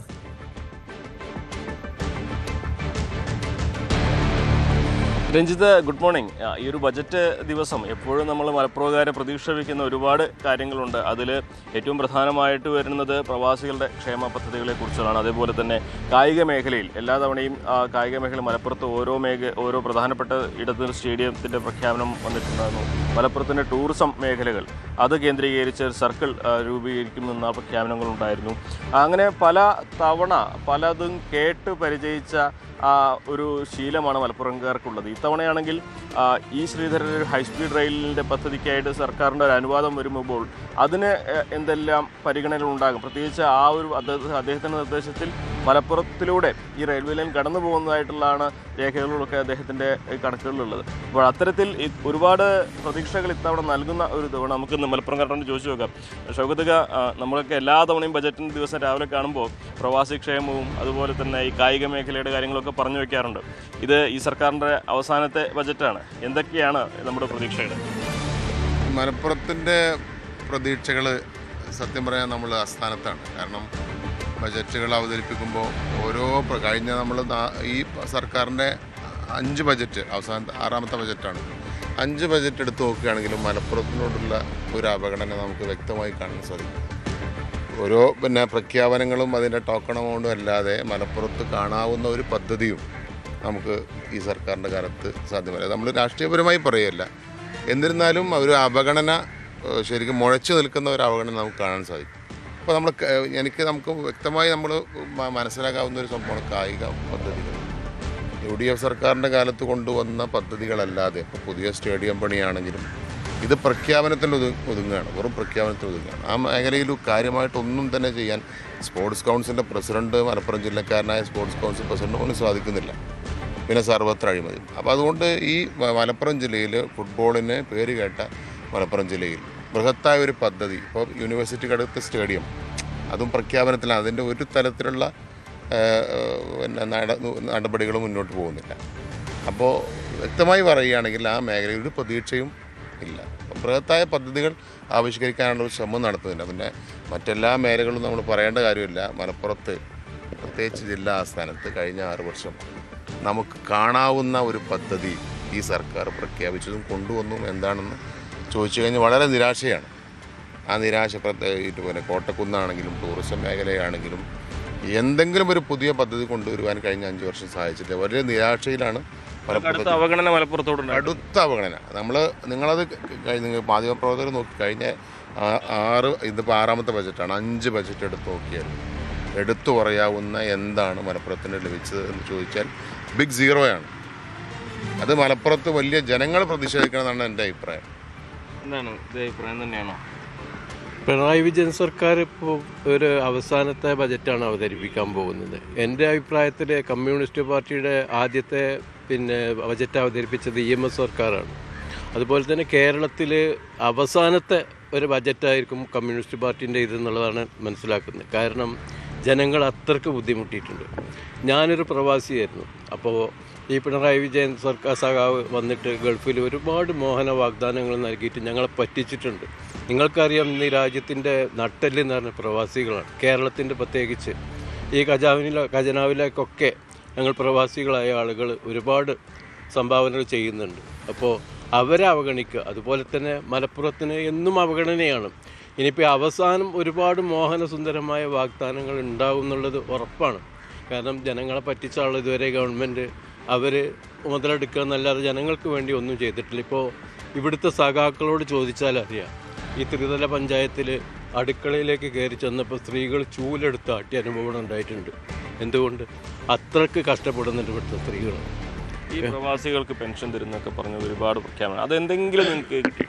പ്രവാസികൾക്ക് പെൻഷൻ കിട്ടുന്നുണ്ടെന്ന് പറഞ്ഞാൽ അത് നമ്മൾ പൈസ അടച്ചതിന് ഇതായിട്ടുള്ളതാണ് കിട്ടുന്നത്. അപ്പോൾ എനിക്കും കിട്ടുന്നുണ്ട്. പക്ഷെ അതിപ്പോൾ സമയങ്ങളിൽ കിട്ടുന്നില്ല. പിന്നെ അതുപോലെ തന്നെ രാജ്യത്തിൻ്റെ നട്ടെല്ലാണ് വിദ്യാഭ്യാസം. ആ വിദ്യ അഭ്യസിപ്പിക്കുന്ന അധ്യാപകർക്ക് വരെ ഇപ്പോൾ ശമ്പളം കൊടുക്കാൻ കഴിയുന്നില്ല. അത്രത്തോളം. എന്നാൽ ഇവരൊക്കെ തുടിച്ചു കൊഴുത്ത് ഇവർ ലണ്ടനിലും അവിടെയും ഇവിടെയൊക്കെ വീട് വെച്ചിട്ടും മക്കളെ വിദ്യാഭ്യാസം നൽകിയിട്ടൊക്കെ അവർ നല്ല സുന്ദരമായിട്ട് ജീവിക്കുന്നുണ്ട്. പക്ഷെ ജനങ്ങൾക്ക് ഒന്നും കിട്ടുന്നില്ല. എന്താണ് ഇവിടെ ഈ നമുക്കറിയാം, നമ്മുടെ ഫുട്ബോൾ ഇവിടുത്തെ എല്ലാവരുടെയും പ്രധാനപ്പെട്ടതാണല്ലോ. അപ്പോൾ ഈ പുതിയ കുട്ടികൾക്ക് എല്ലാ നാട്ടിലും സ്റ്റേഡിയം നിർമ്മിക്കുന്നതൊക്കെ തീരുമാനിച്ചിരുന്നു. അങ്ങനെ ഈ കഴിഞ്ഞ 5 വർഷത്തിൻ്റെ എല്ലാ പ്രഖ്യാപനങ്ങൾക്കപ്പുറം നിങ്ങൾ എവിടെയെങ്കിലും ഇത്തരത്തിലുള്ളൊരു നിർമ്മാണ പ്രവർത്തനങ്ങൾ കണ്ടിട്ടുണ്ടോ? ഒന്നും ഇതുവരെ കണ്ടിട്ടില്ല. ഇപ്പോൾ ഇവിടെ ഇതിൻ്റെ ബാക്കിൽ തന്നെ ഇപ്പോൾ ഈ കാണുന്നത് ഇതൊക്കെ മലപ്പുറം നഗരസഭ ഫുട്ബോൾ രംഗത്തായാലും അതായത് കായിക രംഗത്തൊക്കെ അതും കേന്ദ്ര ഗവൺമെൻറ്റിൻ്റെ ഫണ്ട് ഉപയോഗിച്ചുകൊണ്ടാണ്. ഇത് കേരള ഗവൺമെൻറ്റായിട്ട് യാതൊരു ബന്ധവുമില്ല. ഇവിടെ മലപ്പുറം മുനിസിപ്പാലിറ്റിയിൽ നടന്ന വികസനം, പ്രത്യേകിച്ച് മലപ്പുറത്തിന് ഈ ഇടതുപക്ഷ സർക്കാർ ഭയങ്കരമായിട്ട് അവഗണിച്ചിട്ടുണ്ട്. എല്ലാ മേഖലയിലും, വിദ്യാഭ്യാസ മേഖല ആയിക്കോട്ടെ, കായിക മേഖല ആയിക്കോട്ടെ, എല്ലാ മേഖലയിലും എന്നും അവഗണിക്കപ്പെടുന്നൊരു വിഭാഗമാണ് ഞങ്ങൾ. അതിൻ്റെ പ്രതിഷേധം തീർച്ചയായിട്ടും ഞങ്ങളിലുണ്ടാവും. മലപ്പുറം ജില്ലയിൽ ആരോഗ്യ മേഖലയിലൊക്കെ വളരെ അവഗണിച്ചുകൊണ്ടാണ് ഈ സർക്കാർ മുന്നോട്ട് പോയിരിക്കുന്നത്. അതിപ്പോൾ നിങ്ങൾക്കറിയാലോ, കേരളത്തിൽ 14 ജില്ലയിൽ ഏറ്റവും കൂടുതൽ ജനങ്ങൾ തിങ്ങി താമസിക്കുന്ന ഒരു ജില്ലയാണ് മലപ്പുറം. ഈ മലപ്പുറം ജില്ലയ്ക്ക് ഈ അവസാന സമയത്ത് ടോട്ടൽ 200-ലധികം ഡോക്ടർമാരാണ് ഈ 13 ഡിസ്ട്രിക്റ്റിനും കൊടുത്തത്. ആ സമയത്ത് ഏറ്റവും തിങ്ങിപ്പാർക്കുന്ന മലപ്പുറം ജില്ലയ്ക്ക് തന്നെ വെറും 4 ഡോക്ടേഴ്സിനാണ്. അതാണ് ഈ അവസ്ഥ. അപ്പോൾ അതിൽ നിന്നൊക്കെ ഒരു മാറ്റം വരുത്തണം എന്നാണ് നമുക്ക് സംഖ്യാനുപാതികമായ വികസനം എത്തുന്നില്ല എന്നുള്ളത്. ജനസംഖ്യ അനുപാതമായിട്ട് വികസനങ്ങൾ മലപ്പുറത്ത് കിട്ടുന്നില്ല, അവഗണിക്കുകയാണ്. സർക്കാർ കരുതിക്കൂട്ടി അവഗണിക്കുകയാണെന്നുള്ളതാണ് നമുക്ക് മനസ്സിലാക്കാൻ കഴിയുന്നത്. മഞ്ചേരി മെഡിക്കൽ കോളേജിനോട് കുറച്ചുകൂടി അനുഭാവപൂർവ്വ നിലപാട് പ്രതീക്ഷിക്കുന്നുണ്ടോ ഈ ബജറ്റിൽ? ഈ ബജറ്റിൽ ഇനി കാര്യമായിട്ട് നമുക്ക് പ്രതീക്ഷയൊന്നുമില്ല. എന്നാലും അവർ ഈ ന്യൂസൊക്കെ കണ്ടതിന് ശേഷം പിന്നെ നമുക്ക് അനുകൂലമായിട്ട് ചെയ്യണമെന്നാണ് ഞങ്ങൾ ആഗ്രഹം. എന്താണ് അങ്ങയുടെ ഒരു അഭിപ്രായം? ഈ ബജറ്റിൽ ഒരു പ്രതീക്ഷയില്ല. എന്താ വെച്ചാൽ ഇടതുപക്ഷത്തിൻ്റെ ഒരു അവസാനത്തെ ബജറ്റായിട്ടാണ് നമ്മളിത് കാണുന്നത്. അതുകൊണ്ട് അവർ ഈ പ്രദേശത്തിന്, ഈ മലപ്പുറത്തിന് പ്രത്യേകിച്ചൊന്നും അവർ തരാൻ സാധ്യത കുറവാണ്. ഇപ്പോൾ ഇവിടെ പറഞ്ഞ പോലെ തന്നെ ഇതുപോലെ ജനങ്ങളുടെ പ്രതികരണങ്ങൾ കണ്ടിട്ട് എന്തെങ്കിലും തന്നാൽ അത് കിട്ടി നമുക്ക് വിശ്വസിക്കാം, അത്രേ ഉള്ളൂ. എന്തായാലും തികച്ചും അവഗണനയാണ്. എന്താണ് ഇതിലിപ്പോൾ ഓരോ തവണയും ടോക്കൺ എമൗണ്ട് പ്രഖ്യാപിച്ചുകൊണ്ടുള്ള മലപ്പുറത്തിന് ഇത്ര അനുവദിച്ചു എന്നൊക്കെ നമ്മൾ ഓരോ ബജറ്റ് കഴിയുമ്പോഴും പിറ്റേ ദിവസം പത്രങ്ങളിലൊക്കെ കാണാറുണ്ട്. ആ ടോക്കൺ എമൗണ്ടിന് അപ്പുറം പ്രായോഗിക തലത്തിൽ എന്തെങ്കിലും നടക്കുമെന്നുള്ള പ്രതീക്ഷ ശേഷിക്കുന്നുണ്ടോ? വളരെ സാധ്യത കുറവാണ്. കാരണം മലപ്പുറത്ത് പൊളിറ്റിക്കലി, ഇതിലൊക്കെ പൊളിറ്റിക്സ് ഉണ്ടല്ലോ, മലപ്പുറത്ത് പൊളിറ്റിക്കലി LDF സർക്കാരിന് അവർക്കൊരു പ്രതീക്ഷ ഇല്ലാത്തതുകൊണ്ടും രാഷ്ട്രീയ സാഹചര്യമൊക്കെ അവർക്ക് പ്രതികൂലമായതുകൊണ്ടും ഒരുപക്ഷെ ഇപ്രാവശ്യവും മലപ്പുറത്തെ MLA-മാർക്ക് സമ്മർദ്ദം ചെലുത്താൻ സാധിച്ചില്ല എന്നുള്ള ഒരു രാഷ്ട്രീയ തന്ത്രം ഉപയോഗിച്ച് അങ്ങനെ ഒരു പിന്നെ സാധ്യതയാണ് ഈ ബജറ്റിൽ നമുക്ക് കാണാൻ സാധിക്കുക. പ്രത്യേകിച്ച് മലപ്പുറത്ത് ശരിക്കും അടിസ്ഥാനപരമായിട്ട് അനുവദിക്കപ്പെടേണ്ടത് എന്തൊക്കെയാണ്? മലപ്പുറത്ത് ഏറ്റവും പ്രധാനപ്പെട്ട നിങ്ങൾ നേരത്തെ സൂചിപ്പിച്ച ആരോഗ്യ മേഖലയിൽ മഞ്ചേരി മെഡിക്കൽ കോളേജ് അടക്കമുള്ള പിന്നെ ആരോഗ്യ മേഖലയിൽ ഏറ്റവും ബൃഹത്തായ രൂപത്തിൽ പദ്ധതികൾ ആവശ്യമാണ്. കാരണം ജനസാന്ദ്രത ഏറ്റവും കൂടുതലൊരു ജില്ല. നേരത്തെ മനാഫ് സാഹിബ് സൂചിച്ച പോലെ കഴിഞ്ഞ 2 മാസം മുമ്പ് അനുവദിച്ച 200 തസ്തികകളിൽ 2 or 3 മലപ്പുറം ജില്ലയ്ക്ക് അനുവദിച്ചത്. അപ്പോൾ ഇത്തരം കാര്യങ്ങളൊക്കെ നമ്മൾ മൊത്തത്തിൽ നോക്കുകയാണെങ്കിൽ ഇപ്പോൾ ആരോഗ്യമേഖലയിൽ വളരെയധികം പരാതികൾ വന്നുകൊണ്ടിരിക്കുകയാണ്. നിരവധിയായ മരണങ്ങൾ ആശുപത്രിയിലെത്തി പിന്നെ ഡോക്ടർമാരുടെ ശ്രദ്ധ കുറവ് മൂലമൊക്കെ മരണം നടന്നുകൊണ്ടിരിക്കും. അപ്പോൾ അതൊക്കെ ആവർത്തിക്കുന്നൊരു സാഹചര്യം മലപ്പുറം ജില്ലയിൽ കൂടുതലാണ്. അപ്പോൾ ആയതുകൊണ്ട് ഏറ്റവും PSCകളാവട്ടെ എല്ലാ സ്ഥലങ്ങളിലും അത്യാവശ്യത്തിന് ഡോക്ടർമാരും ആരോഗ്യമേഖലയിൽ ജീവനക്കാരും ഏറ്റവും അത്യന്താപേക്ഷിതമായ ഒരു ജില്ലയാണ് മലപ്പുറം. ദൗർഭാഗ്യമെന്ന് പറയട്ടെ, ആ മേഖലയിൽ സർക്കാരിൻ്റെ ഒരു ശ്രദ്ധയും നിലവിലില്ല. അപ്പോൾ നമുക്ക് കായിക മേഖല, എണ്ണം പറയുന്ന ഒരുപാട് മേഖല, എല്ലാ മേഖലകളിലും നമുക്ക് വേണ്ടത് ടോക്കൺ എമൗണ്ടിനപ്പുറം നടപ്പിലാകുന്ന പദ്ധതികളാണ് അല്ലേ? തീർച്ചയായിട്ടും. അത് ടൂറിസത്തിന് ഒരുപാട് സാധ്യതകളുണ്ട് ജില്ലയിലെ, പ്രത്യേകിച്ച് നമ്മുടെ നിലമ്പൂർ അടക്കമുള്ള മേഖലയിലൊക്കെ ഒരുപാട് സാധ്യതകൾ. പക്ഷേ അടിസ്ഥാന സൗകര്യത്തിൻ്റെ കാര്യത്തിൽ പ്രത്യേകിച്ച് റോഡുകൾ പോലും, പല ഏരിയയിലേക്കും റോഡുകൾ പോലും ഇൻഫ്രാസ്ട്രക്ചർ ഡെവലപ്മെൻറ്റിൻ്റെ കാര്യത്തിൽ ഏറ്റവും ശ്രദ്ധിക്കാത്ത ഒരു സർക്കാരാണ് കഴിഞ്ഞ കടന്നു പോകുന്നത് എന്ന് നമ്മൾ വേദനയോടെ പറയേണ്ടതുണ്ട്. കാരണം മലപ്പുറം ജില്ലയിൽ ഈ ജനങ്ങൾ UDF രാഷ്ട്രീയത്തിന് വോട്ട് ചെയ്തു എന്നുള്ളതുകൊണ്ട് ഒരു സർക്കാർ ഇങ്ങനെ അനീതി കാണിക്കാൻ പാടില്ല. തീർച്ചയായും അത് തന്നെയാണ് ഇതിൽ ഏറ്റവും പ്രധാനം. രാഷ്ട്രീയമായിട്ടുള്ള വേർതിരിവ് വികസനത്തിൻ്റെ കാര്യത്തിൽ അരുത് എന്ന ഒരു കാര്യമാണ് മലപ്പുറംകാർക്ക് പങ്കുവയ്ക്കാനുള്ളത്. രഞ്ജിത്ത്, കാലങ്ങളായിട്ട് കേൾക്കുന്നതാണ് ഈ പദ്ധതികൾ പ്രഖ്യാപിക്കുന്നു, പക്ഷേ പ്രായോഗിക തലത്തിലൊന്നും എത്തുന്നില്ല എന്നുള്ളത്. അത്തരത്തിൽ തന്നെ ഒരു സാഹചര്യം ഉണ്ടാകുമോ എന്നൊരു ആശങ്കയാണ് മലപ്പുറത്തുകാർ പങ്കുവയ്ക്കുന്നത്. രഞ്ജിത്ത്, തീർച്ചയായും മലപ്പുറത്തുകാരുടെ പ്രതീക്ഷ അതാണ്. നേരത്തെ ഡാൻ കുര്യൻ പറഞ്ഞതനുസരിച്ച് വലിയ പ്രഖ്യാപനങ്ങൾ പ്രതീക്ഷിക്കണം. ഇന്നലെ മറ്റൊരു അതിവേഗ റെയിൽപാത പ്രഖ്യാപിച്ചുകൊണ്ട് സംസ്ഥാന സർക്കാർ ഞെട്ടിച്ചിരുന്നു.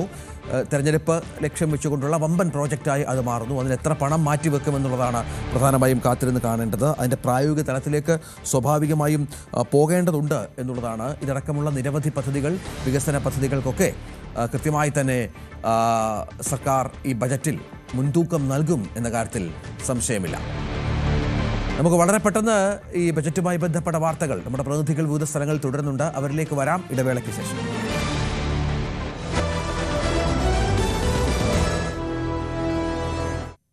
ബജറ്റ് പ്രഖ്യാപനത്തിന് കാതോർത്തിരിക്കുകയാണ് സംസ്ഥാനം. പിണറായി സർക്കാരിൻ്റെ അവസാന ബജറ്റ് എന്ന നിലയിൽ തന്നെയാണ് ഈ ബജറ്റിന് പ്രാധാന്യമേറുന്നത്. തെരഞ്ഞെടുപ്പ് കാലമായതുകൊണ്ട് തന്നെ നിരവധി പ്രഖ്യാപനങ്ങൾ പ്രതീക്ഷിക്കുകയും ചെയ്യുന്നു. ഡാൻ കുര്യൻ തുടരുന്നുണ്ട്. ധനമന്ത്രി ബാലഗോപാലിൻ്റെ വീട്ടിലാണ് ഡാൻ കുര്യൻ ഉള്ളത് എന്നാണ് മനസ്സിലാകുന്നത്. ഡാന് അല്പസമയത്തിനകം, അതായത് 8:15 ധനമന്ത്രി പുറത്തിറങ്ങും. മാധ്യമങ്ങളെ കാണുമെന്ന് പ്രതീക്ഷിക്കാം. കാര്യമായ തരത്തിലൊന്നും പറയാൻ സാധ്യതയില്ല. അദ്ദേഹത്തിൻ്റെ പെട്ടിയിലാണ് അത്ഭുതങ്ങൾ ഒളിപ്പിച്ചു വെച്ചിട്ടുള്ളത്. എന്തെങ്കിലും സൂചനകളുണ്ടോ? ഏതെങ്കിലും തരത്തിലുള്ള പുതിയ പദ്ധതികളുടെ പ്രഖ്യാപനം ഉണ്ടാകുമോ? വികസന കാര്യത്തിന് പൂർണ്ണമായും ഊന്നൽ നൽകിക്കൊണ്ടുള്ള ഒരു ബജറ്റ് പ്രഖ്യാപനമായിരിക്കുമല്ലോ സ്വാഭാവികമായും സംഭവിക്കുക.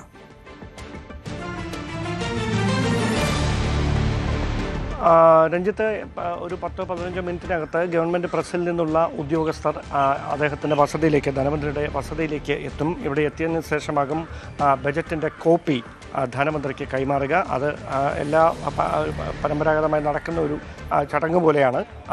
ഉദ്യോഗസ്ഥരുടെ നേതൃത്വത്തിൽ ഇവിടേക്ക് എത്തുകയും കോപ്പി ഔദ്യോഗികമായി കൈമാറുകയും ചെയ്യുന്ന ഒരു രീതി. അതിനുശേഷം അദ്ദേഹം മാധ്യമങ്ങളോട് ചെറിയൊരു പ്രതികരണം നടത്തിയേക്കും. 8:15 തന്നെ അദ്ദേഹം ഔദ്യോഗിക വസതിയിൽ നിന്ന് നിയമസഭയിലേക്ക് കുടുംബസമേതം തന്നെ പുറപ്പെടുമെന്നാണ് അറിയുന്നത്. അതായത് അദ്ദേഹത്തിൻ്റെ അവസാനം ഈ രണ്ടാം പിണറായി സർക്കാരിൻ്റെ കാലത്ത് 6ാമത്തെ ബജറ്റാണ് ധനമന്ത്രി KN ബാലഗോപാൽ അവതരിപ്പിക്കാൻ പോകുന്നത്.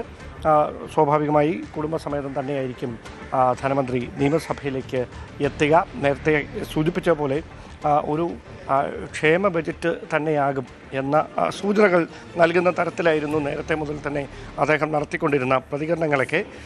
അതായത് ഒരു ഭരണ തുടർച്ച ലക്ഷ്യമിട്ടുകൊണ്ടുള്ള ക്യാമ്പയിനിങ്, പൊളിറ്റിക്കൽ ക്യാമ്പയിനിങ് അനൗദ്യോഗികമായി തന്നെ തുടക്കമിട്ടിട്ടുണ്ട്. മാത്രവുമല്ല തദ്ദേശ തെരഞ്ഞെടുപ്പിലുണ്ടായ അപ്രതീക്ഷിതമായ ഒരു തിരിച്ചടി. അപ്പോൾ അതിനെയൊക്കെ മറികടക്കണമെങ്കിൽ കൃത്യമായി ഒരു വോട്ടർമാരെ കൃത്യമായി ഇൻഫ്ലുവൻസ് ചെയ്യാൻ കഴിയുന്ന തരത്തിലാകണം ബജറ്റ്. അത് അവസാന പ്രതീക്ഷയാണ്. അതുകൊണ്ട് തന്നെയാണ് അത്തരത്തിലേക്ക് കാര്യങ്ങൾ മാറുന്നത്. എന്തായാലും അതിന് മുമ്പുള്ള ഒരുക്കങ്ങളൊക്കെ, ഇതൊരു കല്യാണ വീട് പോലെയാണ് ബജറ്റിൻ്റെ ദിവസം ധനമന്ത്രിയുടെ വസതി. ഇവിടെ എത്തുന്ന മുഴുവൻ ആളുകൾക്കും ഇവിടെ വിഭവസമൃദ്ധമായ ഭക്ഷണമൊക്കെയാണ് ക്രമീകരിച്ചിരിക്കുന്നത്. അപ്പോൾ അതൊക്കെ കഴിഞ്ഞ് അവരുടെ ആതിഥ്യമൊക്കെ സ്വീകരിച്ചതിന് ശേഷമാണ് ധനമന്ത്രി പുറത്തേക്ക് വരികയും മാധ്യമങ്ങളെ കാണുകയും ചെറിയൊരു പ്രതികരണത്തിന് ശേഷം അദ്ദേഹം ഇവിടെ നിന്ന് നിയമസഭയിലേക്ക് പോവുകയും ചെയ്യുന്നത്. ആ പതിവ് ഇപ്പോഴും ഇത്തവണയും അതുപോലെ തന്നെയാകും. എന്തായാലും കാത്തിരിക്കുകയാണ് എല്ലാവരും. ഗവൺമെൻറ് പ്രസിൽ നിന്നുള്ള ഉദ്യോഗസ്ഥർ ധനമന്ത്രിയുടെ വസതിയിലേക്ക് എത്തുന്നതിന് വേണ്ടി 7:45 അവർ എത്തിയേക്കും എന്നാണ് വിവരം. അതിനുശേഷമാകും ഇവിടെ നിന്ന് 8:15 ധനമന്ത്രി KN ബാലഗോപാൽ നിയമസഭയിലേക്ക് ബജറ്റ് അവതരണത്തിനായി പുറപ്പെടുക. ധനവകുപ്പിലെ ഉദ്യോഗസ്ഥരൊക്കെ കഴിഞ്ഞ ഏതാനും ദിവസങ്ങളായി, അതായത് ഈ ബജറ്റിൻ്റെ തയ്യാറെടുപ്പ് നമുക്കറിയാം എത്ര കണ്ട് കഠിനമായ ഒരു ദൗത്യമാണ് എന്ന്. അതിൽ മുഴുകിയിരുന്ന ഉദ്യോഗസ്ഥരാണ്. അവർക്ക് അത്രയധികം ദിവസം എടുത്ത ഒരു എഫേർട്ടിൻ്റെ റിസൾട്ടാണ് ഇന്ന് അദ്ദേഹം അവതരിപ്പിക്കാൻ പോകുന്ന ബജറ്റ് എന്നതാണ് എടുത്തു പറയേണ്ടുന്ന കാര്യം. എന്തായാലും അല്പസമയത്തിനകം ഈ ബജറ്റ് അതിൻ്റെ കോപ്പിയുമായി ഗവൺമെൻറ് പ്രസിൽ നിന്നുള്ള ഉദ്യോഗസ്ഥർ ധനമന്ത്രി KN ബാലഗോപാലിൻ്റെ വസതിയിലേക്ക് എത്തും. അതാണ് സാഹചര്യം. അല്പസമയത്തിനകം ധനമന്ത്രി വസതിയിൽ നിന്ന് ഇറങ്ങും. മാധ്യമപ്രവർത്തകരോട് സംസാരിച്ച ശേഷം നേരെ നിയമസഭയിലേക്ക് തൻ്റെ 6ാമത്തെ ബജറ്റ്, KN ബാലഗോപാൽ ധനമന്ത്രി ആയതിനു ശേഷമുള്ള 6ാമത്തെ ബജറ്റ് അവതരിപ്പിച്ച് ഈ മന്ത്രിസഭയുടെ കാലാവധി അവസാനിപ്പിക്കും. സർക്കാർ ഒരുപാട് പ്രഖ്യാപനങ്ങൾ നടത്തുമെന്നുള്ള പ്രതീക്ഷയിൽ തന്നെയാണ്. നേരിടാൻ പ്രതിപക്ഷവും സഭയിൽ സ്വാഭാവികമായും തയ്യാറായിരിക്കും. നമുക്കറിയാം ഏറ്റവും കൂടുതൽ സമയം ബജറ്റ് അവതരിപ്പിച്ച് ബജറ്റ് പ്രസംഗം നടത്തി റെക്കോർഡിട്ട ഒരാൾ തോമസ് ഐസക് തന്നെയാണ്. ആ റെക്കോർഡ് ധനമന്ത്രി അത് കഴിഞ്ഞ 1ാം പിണറായി സർക്കാരിൻ്റെ അവസാന സമ്മേളനത്തിലായിരുന്നു, 6ാമത്തെ ബജറ്റ് അവതരിപ്പിക്കുമ്പോഴായിരുന്നു. അതുപോലെ ഇത്തവണ തോമസ് ഐസക്കിന് പകരക്കാരനായുള്ള ബാലഗോപാൽ റെക്കോർഡിട്ട് പ്രസംഗം നടത്തുമോ, ആ തോമസ് ഐസക്കിൻ്റെ പ്രസംഗം അതിൻ്റെ റെക്കോർഡ് മറികടക്കുമോ എന്നുള്ളത് കാത്തിരുന്ന് കാണേണ്ടി വരും. അദ്ദേഹത്തിൻ്റെ എന്തൊക്കെ അത്ഭുതങ്ങളാണ്, എന്തൊക്കെ പ്രഖ്യാപനങ്ങളാണ് ഒളിപ്പിച്ചിരിക്കുന്നത് എന്നത് പ്രധാനപ്പെട്ട ഒന്നാണ്. VV അരുണ് തുടരുന്നുണ്ട് എന്നാണ് മനസ്സിലാകുന്നത്. അരുണിലേക്ക് വരാം. ഡാൻ അവിടെ തുടരുകയാണ്. ഡാന് വിഭവസമൃദ്ധമായ ഭക്ഷണമൊക്കെ അവിടെ ക്രമീകരിച്ചിട്ടുണ്ട്. മാധ്യമപ്രവർത്തകർക്കും അത് കഴിക്കാനുള്ള ഭാഗ്യമുണ്ടെന്ന് തോന്നുന്നു. അതുപോലെ വിഭവസമൃദ്ധമായിരിക്കുമോ ബജറ്റിലെ പ്രഖ്യാപനങ്ങൾ?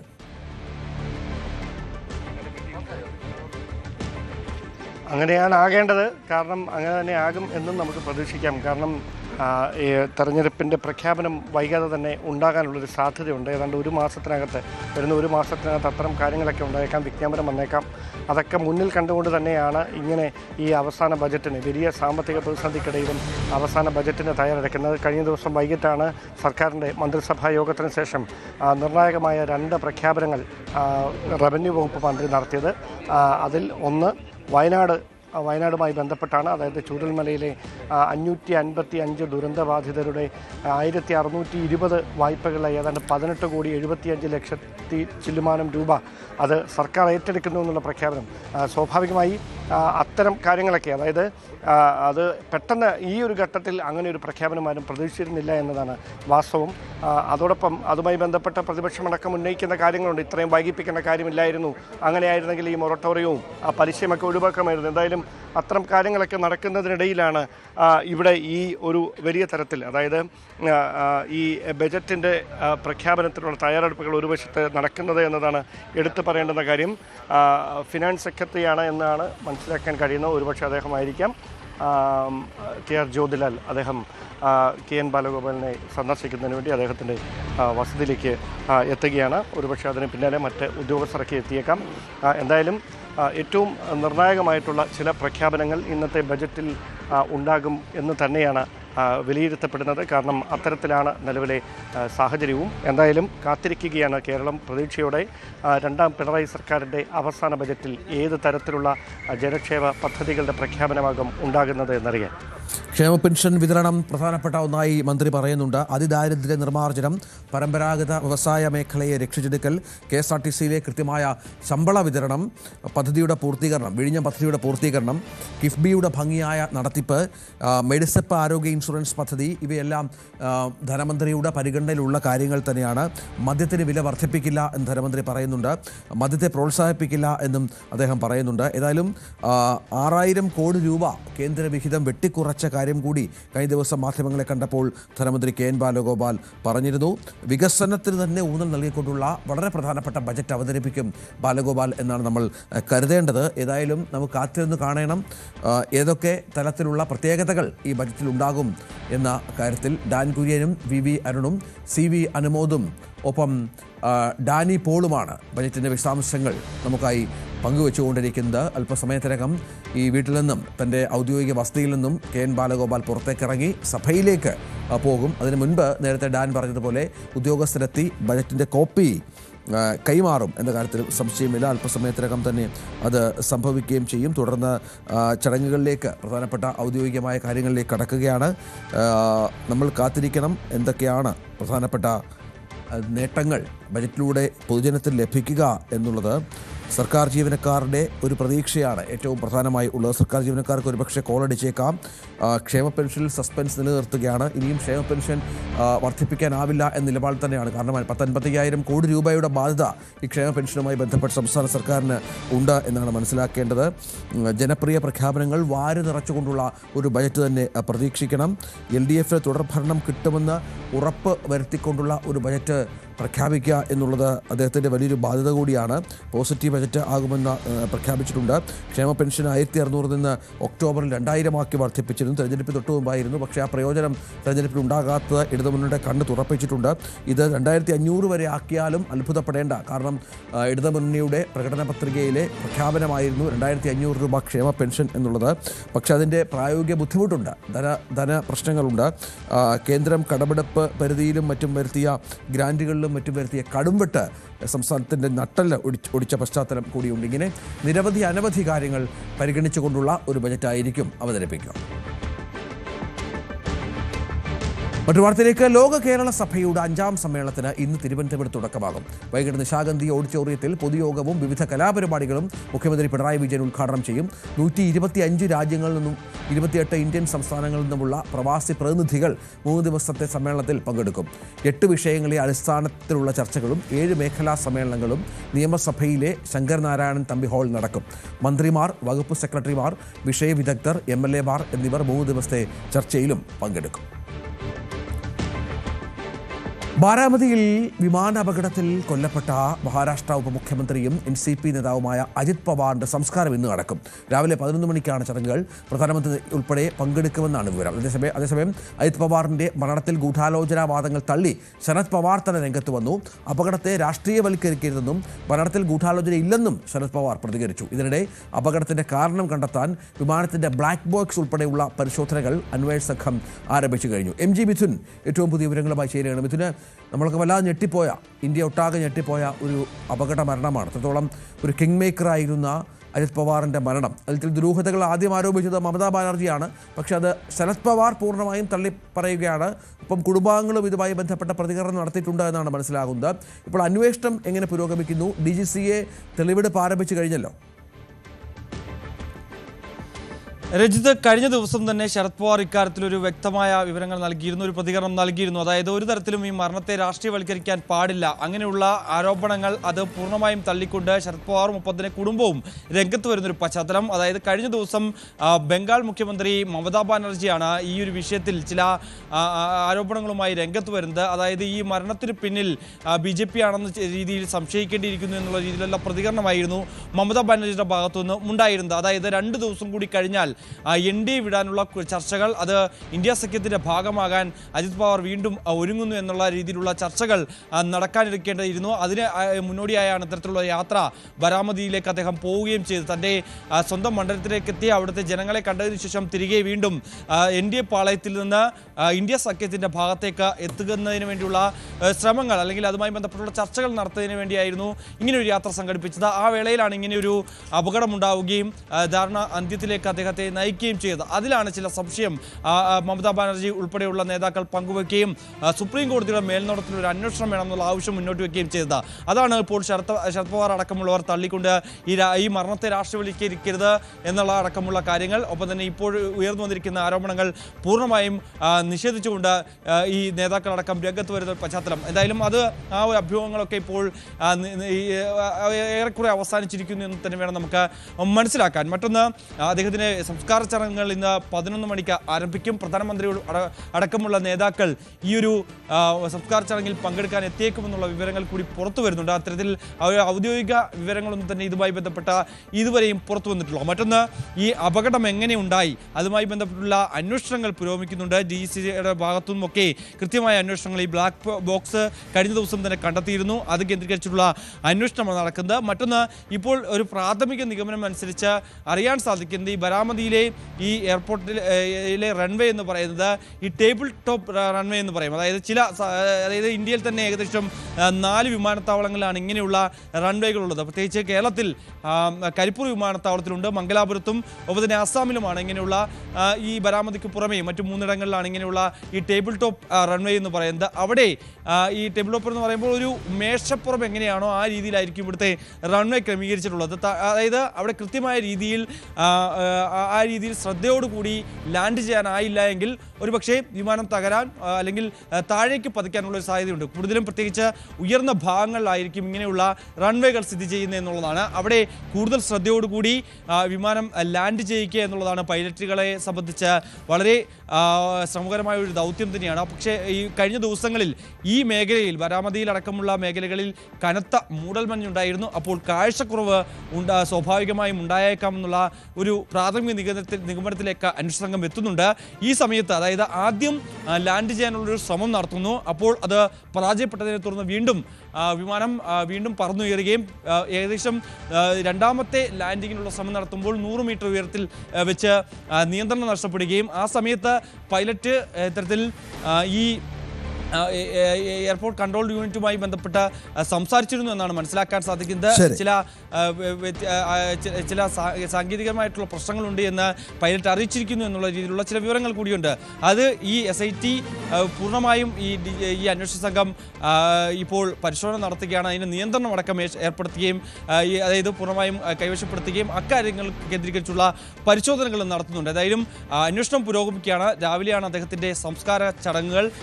ഈ NCPയുടെ തന്നെ പ്രധാനപ്പെട്ട നേതാക്കളിൽ ഒരാൾ, നിരവധി തവണ ഉപമുഖ്യമന്ത്രിയായിട്ടുള്ള മഹാരാഷ്ട്ര രാഷ്ട്രീയത്തിലെ തന്നെ ഒരു അധികായനെന്ന് വിശേഷിപ്പിക്കാൻ പറ്റുന്ന ഒരു ജനനേതാവ്, ബരാമതിയുടെ ദാദ, കഴിഞ്ഞ ദിവസം രാവിലെ ആണ് അദ്ദേഹത്തിന്റെ ഈ ഒരു അപ്രതീക്ഷിത വിയോഗമുണ്ടാകുന്നത്. അതിൽ ഞെട്ടലുണ്ടാക്കിയ ഒരു വിയോഗ വാർത്ത തന്നെയാണ്. ഇതുമായി ബന്ധപ്പെട്ട അന്വേഷണം പുരോഗമിക്കുകയാണ്. കേന്ദ്ര ബജറ്റിന് മുന്നോടിയായി സാമ്പത്തിക സർവേ റിപ്പോർട്ട് ഇന്ന് പാർലമെന്റിൽ വയ്ക്കും. 2025-26 സാമ്പത്തിക വർഷം രാജ്യം 7.4% വളർച്ച കൈവരിക്കുമെന്നാണ് പ്രതീക്ഷ. ബജറ്റ് ഏത് ദിശയിലെന്ന സൂചനയും സാമ്പത്തിക സർവേ നൽകും. ഫെബ്രുവരി 1-നാണ് കേന്ദ്ര ബജറ്റ്. പ്രധാനമന്ത്രി നരേന്ദ്രമോദി ഇന്ന് രാവിലെ മാധ്യമങ്ങളെ അഭിസംബോധന ചെയ്യും. US-ൽ അതിശൈത്യം കാരണമുള്ള മരണസംഖ്യ 62 കവിഞ്ഞു. Tennessee, Arkansas, North Carolina, Florida എന്നിവിടങ്ങളിൽ മഞ്ഞുവീഴ്ചയും അതിരൂക്ഷമാണ്. പല സംസ്ഥാനങ്ങളിലും ജനജീവിതം സ്തംഭിച്ചു. രാജ്യവ്യാപകമായി 17,000-ലധികം വിമാനങ്ങളും റദ്ദാക്കി. വരും ദിവസങ്ങളിൽ താപനില വീണ്ടും താഴേക്ക് പോകാൻ സാധ്യതയുണ്ട്.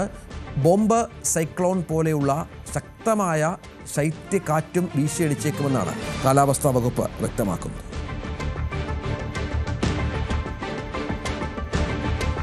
ആയുർവേദവും അലോപ്പതിയും ഒന്നിച്ചു മുന്നേറിയാൽ അത്ഭുതങ്ങൾ സംഭവിക്കുമെന്ന് ഗവർണർ രാജേന്ദ്ര വിശ്വനാഥ് അർലേക്കർ. ആയുർവേദം ചികിത്സാ സംവിധാനം മാത്രമല്ല, ആരോഗ്യ പ്രതിരോധ രീതി കൂടിയാണ്. ആയുർവേദം സംരക്ഷിക്കേണ്ടതും പ്രചരിപ്പിക്കേണ്ടതും എല്ലാവരുടെയും ഉത്തരവാദിത്തമാണെന്നും അദ്ദേഹം കൂട്ടിച്ചേർത്തു. കോട്ടയ്ക്കൽ ആയുർവേദശാല സ്ഥാപക ദിനാഘോഷവും ധർമാശുപത്രി ശതാബ്ദി ആഘോഷ സമാപനവും ഉദ്ഘാടനം ചെയ്ത് സംസാരിക്കുകയായിരുന്നു അദ്ദേഹം. പ്രമുഖ വിദ്യാഭ്യാസ കൺസൾട്ടൻസിയായ സാൽവേ മേരി എഡ്യൂക്കേഷൻ ഫെയറും വിദേശ വിദ്യാഭ്യാസ ലോൺ മേളയും സംഘടിപ്പിക്കുന്നു. ഫെബ്രുവരി 3-4 തീയതികളിൽ കൊച്ചിയിലും കോട്ടയത്തുമായാണ് നടക്കുന്നത്. കൊച്ചിയിൽ വൈകിട്ട് കൊച്ചി മറൈൻ റാഡിസൺ ബ്ലൂവിൽ വൈകിട്ട് 2:30 മുതൽ 7:30 വരെയും, കോട്ടയത്ത് ഹോട്ടൽ ഐഡയിൽ വെച്ച് രാവിലെ 11 മണി മുതൽ വൈകിട്ട് 4 മണി വരെയുമാണ് മേള. ഫെയറിൽ പങ്കെടുക്കുന്ന വിദ്യാർത്ഥികൾക്ക് PTA, IELTS മുതലായ ട്രെയിനിംഗ് പ്രോഗ്രാമുകളിൽ സാൽവേ മരിയയുടെ ഭാഗത്തു നിന്നും മികച്ച ഓഫറുകൾ ലഭിക്കും. ഒപ്പം 2026-27 കാലയളവിൽ വിദേശ വിദ്യാഭ്യാസം ആഗ്രഹിക്കുന്ന വിദ്യാർത്ഥികൾക്ക് ലോൺ സംബന്ധമായ വിവരങ്ങൾ മനസ്സിലാക്കാനുള്ള അവസരവുമുണ്ട്. അതേപോലെ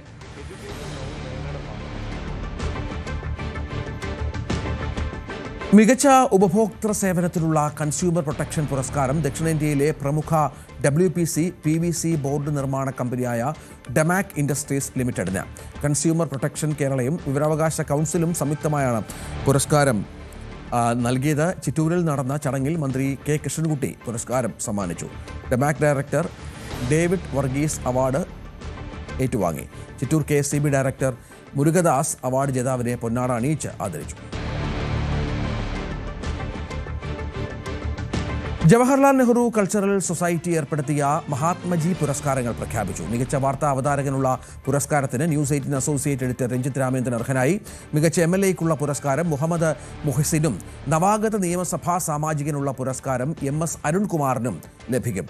നാളെ വൈകിട്ട് 3 മണിക്ക് തിരുവനന്തപുരത്ത് നടക്കുന്ന ചടങ്ങിൽ മന്ത്രി V ശിവൻകുട്ടി പുരസ്കാരങ്ങൾ വിതരണം ചെയ്യുമെന്ന് സൊസൈറ്റി പ്രസിഡന്റ് പൂവച്ചൽ സുധീർ അറിയിച്ചു.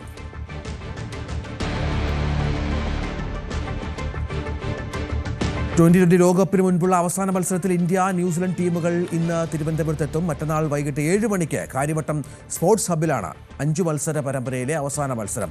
പരമ്പര സ്വന്തമാക്കിയ ഇന്ത്യ 3-1 മുന്നിലാണ്. മത്സരത്തിലുള്ള ടിക്കറ്റുകൾ നേരത്തെ വിറ്റുപോയിരുന്നു. സഞ്ജു സാംസന്റെ സാന്നിധ്യം തന്നെയാകും ആരാധകർക്ക് ഏറെ ആവേശം നൽകുക. ടൂർണമെന്റിൽ ഇതുവരെ ഫോമിലേക്ക് എത്താത്ത സഞ്ജുവിന് മത്സരം ഏറെ നിർണായകവുമാണ്. ഇന്ന് വൈകിട്ട് വിമാനത്താവളത്തിലെത്തുന്ന ടീമുകളെ കേരള ക്രിക്കറ്റ് അസോസിയേഷൻ സ്വീകരിക്കും.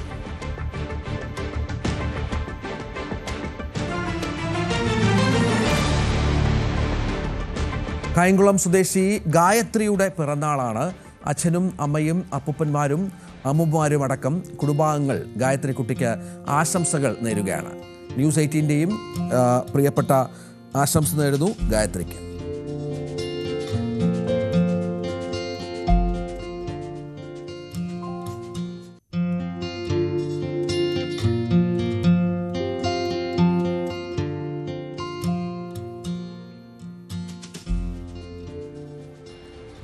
രാവിലെ പൂർണ്ണമാവുകയാണ്.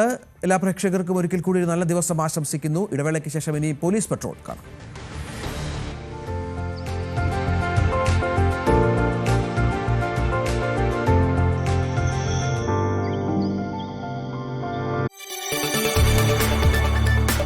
കൂടുതൽ വാർത്തകൾക്ക് news 18 Keralam YouTube channel subscribe ചെയ്യുക.